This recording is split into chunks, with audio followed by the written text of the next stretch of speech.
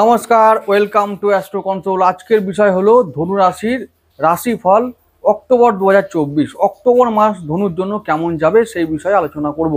প্রথমে বলে রাখি, ধনু রাশির জন্য অক্টোবর মাসে দুটো রাজযোগ আছে। সেটা হলো একটা ভদ্রযোগ আর একটা হলো বুধাদিত্য যোগ। এই যোগ দুটোর ফলে ধনু রাশির জীবনে সমস্ত ক্ষেত্রে উন্নতি হবে। প্রথমত, তোমাদের যে কর্মপতি বুধ তোমাদের কন্যা রাশিতে থেকে কর্মভাবে থেকে উচ্চস্থ অবস্থায় থাকবে এবং ওখানে দুটো যোগ তৈরি করবে। এই যোগটার নাম আমি বললাম, যে যোগ দুটোর নাম আমি বললাম। এই দুটি যোগ, শুধু এই দুটি পজিটিভ যোগের জন্য, রাজযোগের জন্য অক্টোবর পুরো মাসটা ধনু রাশির খুব ভালো যাবে। বিভিন্ন ক্ষেত্রে কর্ম, চাকরি, ব্যবসা, প্রমোশন সমস্ত ক্ষেত্রে ভালো যাবে। এরপরে আমি শুরু করব যে লগ্ন ভাব থেকে দ্বাদশ ভাব পর্যন্ত পুরো মাসটা কেমন ফল দেবে ডিটেলসে বলার চেষ্টা করব। খুব সংক্ষেপে বলবো, কিন্তু ডিটেলসেই বলবো। প্রথমে লগ্ন দিয়ে শুরু করি। লগ্নপতি দেবগুরু বৃহস্পতি, তিনি এখন আছেন তোমাদের ষষ্ঠ ভাবে বৃষ রাশিতে। তিনি বক্রী হবেন 7ই অক্টোবর। এইবার মৃগশিরা নক্ষত্রে তোমাদের পঞ্চমপতি নক্ষত্রে যখন বক্রী হবেন, তোমাদের পঞ্চম ভাবে যে সমস্ত কাজগুলো পেন্ডিং আছে সেই কাজগুলো তোমাদের ইমিডিয়েট ফিনিশ করতে হবে। এটা 1 নম্বর। 2 নাম্বার, তিনি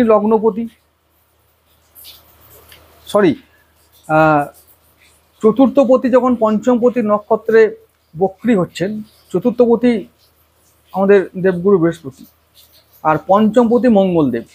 এখন মঙ্গল ওই পঞ্চমপতি মৃগশিরা নক্ষত্রে যেহেতু দেবগুরু বৃহস্পতি বক্রী হবেন, তাই পঞ্চমপতি নক্ষত্রে চতুর্থপতি বক্রী হচ্ছেন ষষ্ঠভাবে।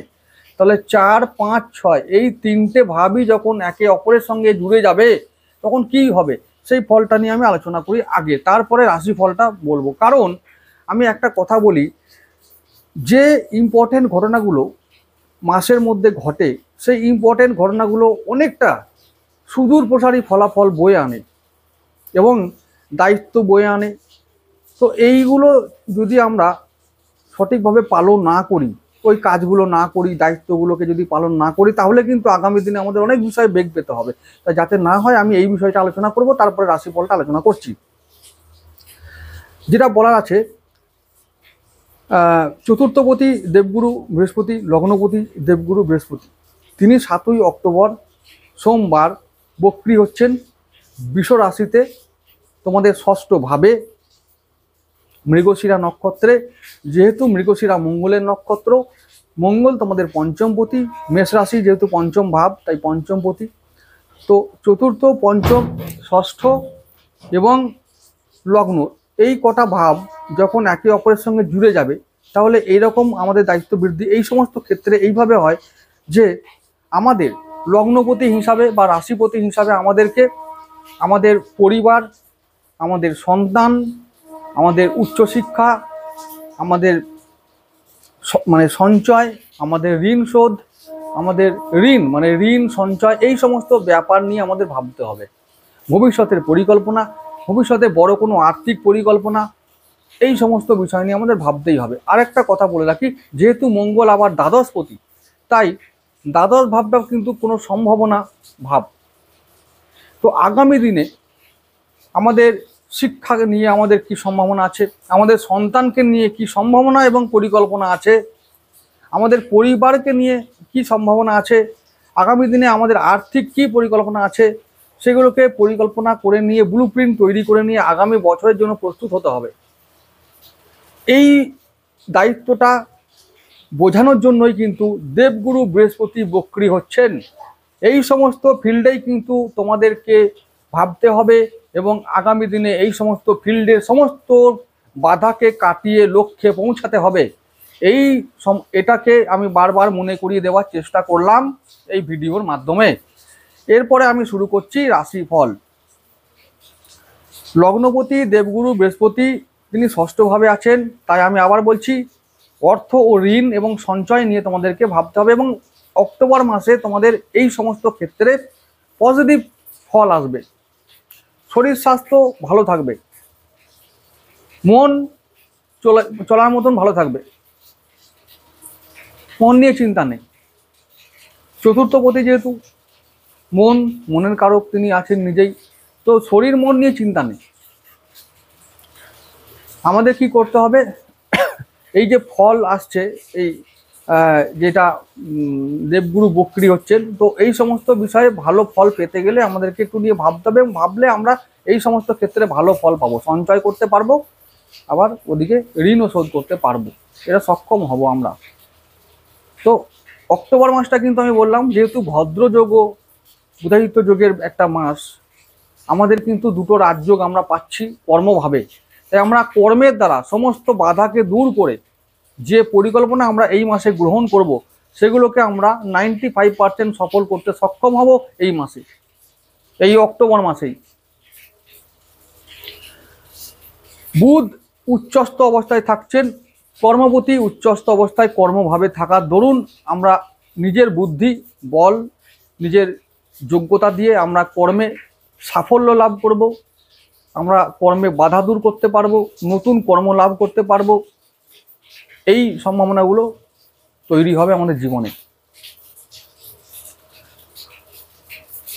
আবার দ্বিতীয় পতি আর তৃতীয় পতির কথা বলবো। শনিদেব তিনিও বক্রী আছেন, তৃতীয়ভাবে আছেন তোমাদের, তাই তোমাদেরকে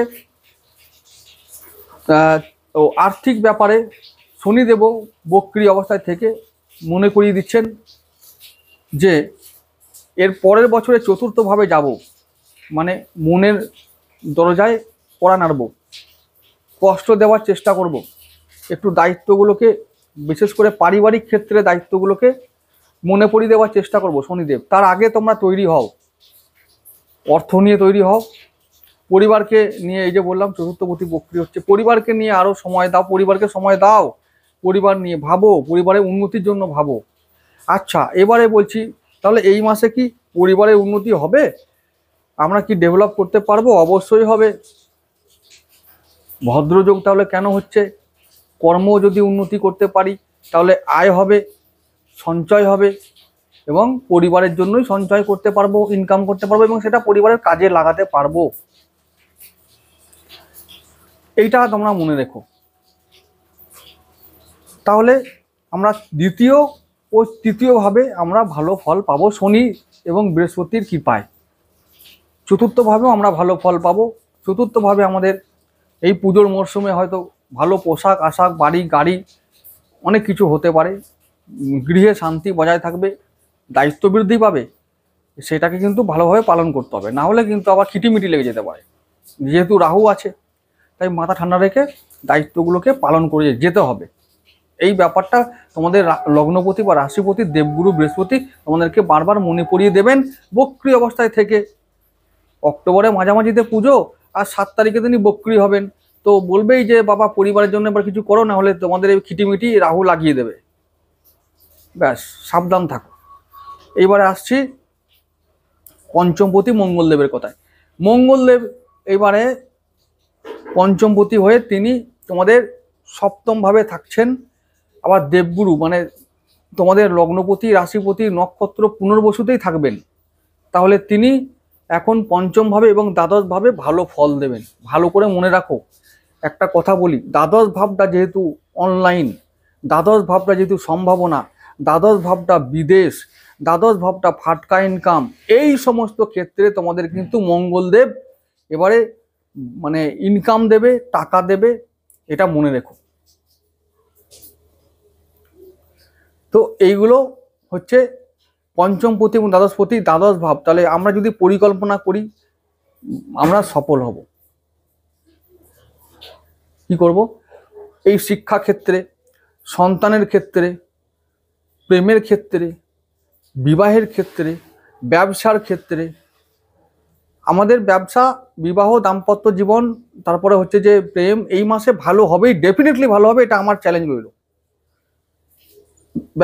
ব্যবসা ভালো হবে, ব্যবসা থেকে আমরা আয় করব, কিছু আয় করবই করব, বাধ্য করতে। কারণ ওই যে বললাম, ব্যবসার ঘরেই আছে মঙ্গলদেব পঞ্চমপতি, আমরা একটু চেষ্টা করলেই করতে পারবো। কিন্তু এরপরে আবার বলছি, ওই যে দেবগুরু যখনই বক্রী হবেন, তখনই তিনি এই দায়িত্বগুলো সম্বন্ধে তোমাদেরকে বার্তা দেওয়ার চেষ্টা করবেন। এই বার্তাগুলো যদি বুঝতে পারো তো ভালো হবে আগামী দিনে, না হলে কিন্তু আবার সেই মুশকিলে পড়ে যাবে।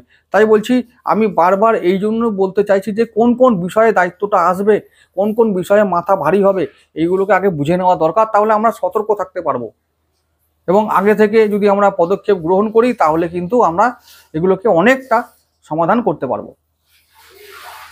এবারে চলে আসবো ষষ্ঠ ভাবের কথায়। ষষ্ঠপতি শুক্রদেব, মানে শুক্রদেব তিনি থাকবেন একাদশ ভাবে অনেক দিন, তারপরে দ্বাদশে যাবেন। তাহলে তিনি একাদশ ভাবে থাকবেন মাসের অনেকটা বেশি সময় ধরে। তাহলে ইনকাম ভালো হবে, আয় ভালো হবে। আয় ভালো হলে কর্ম ভালো হবে, আয় ভালো হবে, ঋণ শোধ হবে। এইগুলো মাথায় রাখতে হবে। তাহলে সমস্ত কিছু আমাদের পজিটিভ পাচ্ছি ধনুর জন্য। পুরো মাসটাই ভালো ফল, একেবারে ভালো ভালো রেজাল্ট, যেগুলো তোমরা চাইছো যে এইগুলো হলে আমাদের পকেটে দুটো ভারী হবে, দুটো পয়সা জমবে, মনটা ভালো থাকবে, এটা অক্টোবর মাসে ঘটবেই। তো এটা হলো ষষ্ঠ ভাব। তাহলে ঋণ শোধও করতে পারবো, ভালো ফল। শত্রুরাও কন্ট্রোলে থাকবে, চিন্তার কিছু নেই।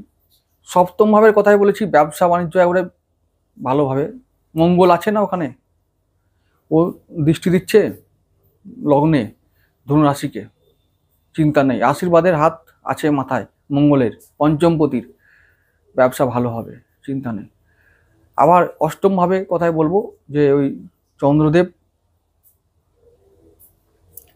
অষ্টমে চন্দ্র, অষ্টমপতি চন্দ্র, তিনিও যখন গুরুদেবের সঙ্গে এবং মঙ্গলের সঙ্গে যখন সহাবস্থান করবেন মাসের যে সমস্ত দিনগুলোতে, সেগুলো তিনি ভালো ফল দেবেন, এবং হঠাৎ করে কিছু তিনি ঘটাতেও পারেন। এই মাসে সেই যোগ আছে। আবার নবমপতি কথা বলবো রবিদেব, তিনি থাকবেন দশমে। ভাগ্যের দ্বারা কর্মে উন্নতি নিশ্চিত, একদম নিশ্চিত। ভাগ্য উন্নতি, কর্ম উন্নতি নিশ্চিত। দশমপতি বুধ, তিনি দশমেই থাকছেন উচ্চস্থ অবস্থায়, কোনো চিন্তা নেই, তিনি কর্মে একবারে উচ্চ শিখরে পৌঁছে নিয়ে যাবেন। আবার দশমপতি তিনি কিছুদিন পর আবার যাবেন তুলাতে, মানে একাদশ ভাবে। তো কর্ম থেকে আয় নিশ্চিত। আটকাবে কে? গোচরে সেই রকমই ফল আসছে, আমি নয়, আরো অনেক জ্যোতিষী বলবে, এবং এটা সত্যি ঘটনা। এখন তোমরা কতটা ফল পাবে তোমাদের জন্মছক নির্ধারণ করবে সেটা। এখন সেটাকে সংশোধন করলে এই ফল পাবার মাত্রাগুলো বৃদ্ধি পাবে। এবারে চলে যাচ্ছি, ওই যে বললাম একাদশপতি একাদশী থাকবে, মানে শুক্রের জায়গাতেই থাকছে, তাই ইনকাম ভালো হবে। আবার তিনি কিছুদিন পর চলে যাবেন দ্বাদশ ভাবে, তাই মাসের শেষের দিকে কিন্তু ব্যয় বৃদ্ধি পাবে। আবার যারা শুক্র রাহুর কাজ করো, যারা বিদেশে কাজ করো, তারা ভালো ইনকাম করতে পারবে, আমদানি করতে পারবে। তাই বলছি, ফাটকা ইনকাম, লটারি, শেয়ার মার্কেট, বিদেশি মুদ্রা ইনকাম, এগুলো অনেক টাকা এই অক্টোবর মাসে তোমাদেরকে দিয়ে যাবে। তাহলে এই মাসে দেখতে পাচ্ছি ধনুর জন্য 1 থেকে নিয়ে দ্বাদশ ভাব পর্যন্ত সমস্ত ভাবেই কিন্তু পজিটিভ ফল পাবে। তোমাদের যে শত্রু গ্রহ বুধ, এটা বুধ আর শনি, তারা তোমাদের নিজেদের নক্ষত্রে আছে, লগ্নপতির নক্ষত্রে থাকবে। আর বুধও থাকবে হচ্ছে গিয়ে রাজযোগ করবে, উচ্চস্থ অবস্থায় থাকবে, পজিটিভ থাকবে। তাই এই মাসে তার ক্ষতি করার সম্ভাবনাটা অতটা থাকবে না। আর রাহু 4th হাউসে আগে থেকে আছে, মনে খিটিমিটি একটু মাঝে মাঝে আপ ডাউন করাবে, তো ওকে নিয়ে চিন্তার কিছু নেই। রাহু একমাত্র জব্দ গুরুর কাছেই, তো গুরুতত্ত্ব আমাদের বাড়াতে হবে। গুরুতত্ত্ব বাড়াতে গেলে কি করব? আধ্যাত্মিকতাকে অবলম্বন করব, ঈশ্বর চর্চা বাড়াবো, ঈশ্বরকে অবলম্বন করব, আর নারায়ণকে পুজো করব,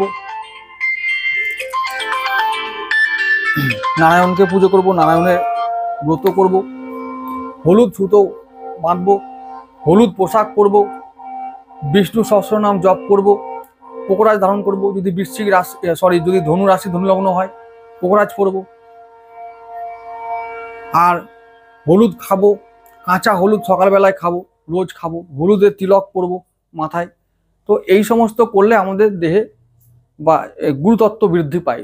গুরুতত্ত্ব বৃদ্ধি পেলে আমাদের নিজেরাই নিজের যোগ্যতায় জ্ঞান এবং বুদ্ধি দিয়ে আমরা আমাদের জীবনের বাধাগুলোকে অবলীলায় অতিক্রম করতে সক্ষম হব এবং লক্ষ্যে পৌঁছাবো।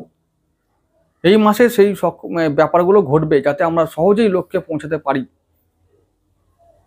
হতাশ হওয়ার কিছু নেই, এটুকু থাক আজ।